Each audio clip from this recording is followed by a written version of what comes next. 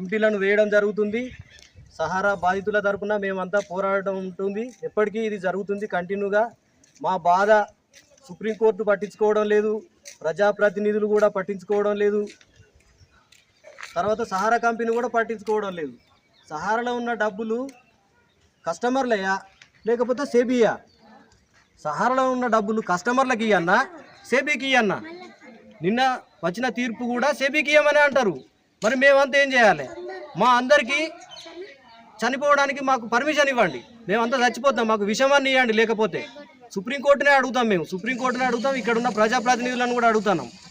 మా విషయాన్ని ఎవరు పట్టించుకోవడం లేదు. 2-3 సంవత్సరాల నుంచి ప్రతి నాయకునికి మేము వినతి పత్రాలు ఇస్తున్నాం, వాళ్ళు ఎవరు పట్టించుకోవడం లేదు. ముసలి వాళ్ళు, రిటైర్మెంట్ అయిన వాళ్ళు భూములు అమ్ముకొని వాళ్ళ యొక్క జీవనం కొనసాగించడానికి, వాళ్ళ మనుగడకు ఉపయోగపడతాయని చెప్పి డబ్బులు సహారా ఇండియాలో వేసుకుని నెల ఎంఐఎస్ తీసుకుందాం అనుకుంటే ఆ డబ్బులు కూడా రావు. ఎన్నో స్కీములు పెట్టింది కంపెనీ.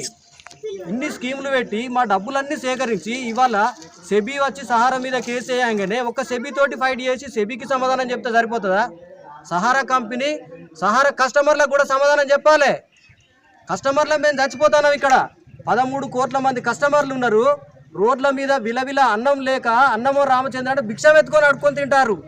ఖాతాదారులు అడుక్కొని తింటా అంటే కళ్ళు మూసుకొని పోయినాయా సుప్రీంకోర్టుకు? అట్లనే నాయకులకు కూడా కళ్ళు మూసుకపోయినాయని మేము అడుగుతాను. మా బాధ ఎవరు వింటారు? మా బిడ్డల పెళ్లిళ్ళు ఉన్నాయని చెప్పి భూములు అమ్ముకుంటేనో మాకు ఏదో రకంగా సంపాదించుకొని చెమట అడిచి డబ్బులు సంపాదించుకుంటే ఈ డబ్బులను సహారా ఇండియా కంపెనీలో వేసుకున్నాం. ఈ సహారా ఇండియా కంపెనీ ఎవరిది? గవర్నమెంట్ దీనికి ఆమోదం లేదా? 46 సంవత్సరాల నుండి గవర్నమెంటే కదా దీన్ని పెంచి పెద్ద చేసింది. ఇవాళ ఒకటేసారి దీన్ని కింద పడేస్తే మేము ఎక్కడికి పోవాలి? మా బ్రతుకులు ఏం కావాలి? 13 లక్షల మంది ఇలా పనిచేసే వాళ్ళు ఉన్నారు.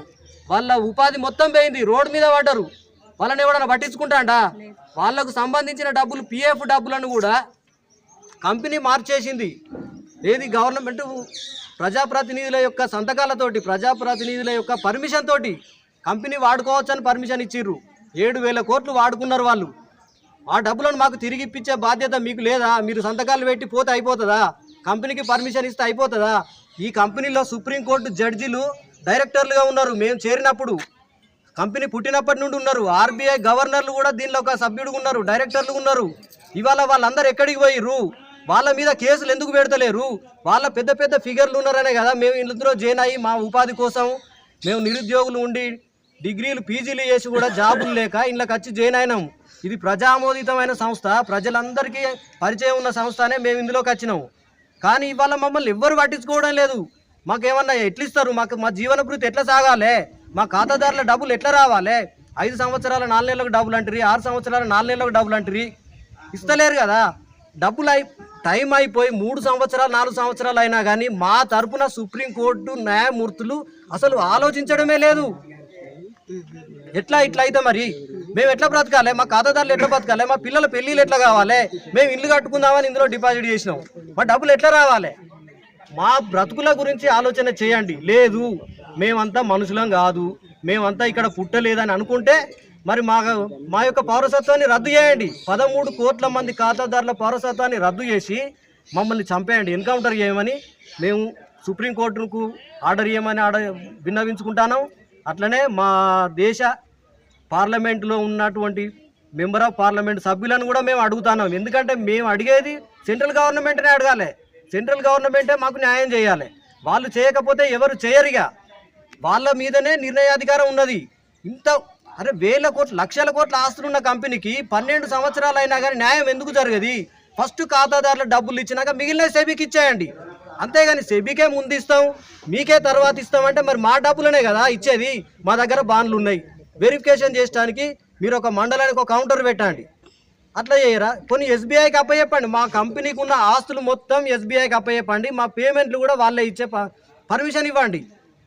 అట్లయితే మాకు సంవత్సరం అయినా మేము ఓపిక పడతాం. అట్లయితే మాకు న్యాయం జరుగుతుందని మమ్మల్ని మొత్తం అగమ్య గోచరంగా చేస్తారు. మాకు ప్రశ్నార్థంగా మా లైఫ్లు, మా జీవితాలు పూట తిన్నామంటే మాకు గతి లేదు. అంత దారుణమైన పరిస్థితులు ఉన్నాం.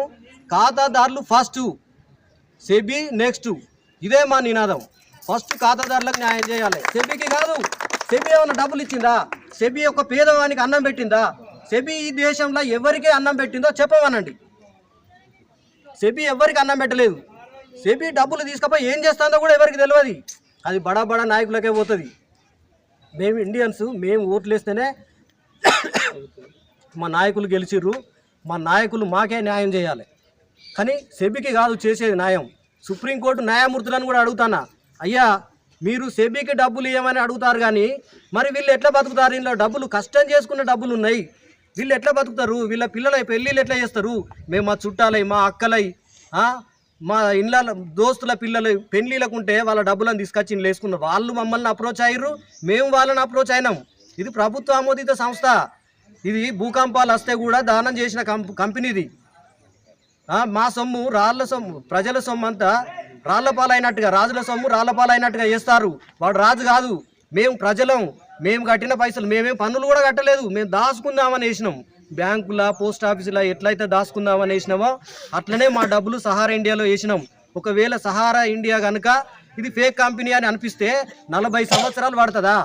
సుప్రీంకోర్టుకు 40 సంవత్సరాలు పడుతుంది, సెబీకి 40 సంవత్సరాలు పడుతుంది, మా నాయకులకు కూడా 40 సంవత్సరాలు పడుతుందా? ఇది మీకు న్యాయం కాదు.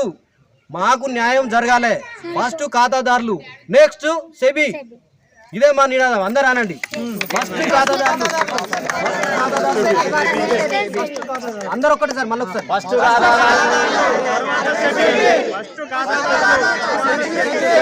అంతే. సెబీకి న్యాయం చేస్తా అంటే ప్రజలకు న్యాయం జరగదు. ఫస్ట్ ప్రజలకు న్యాయం చేయండి.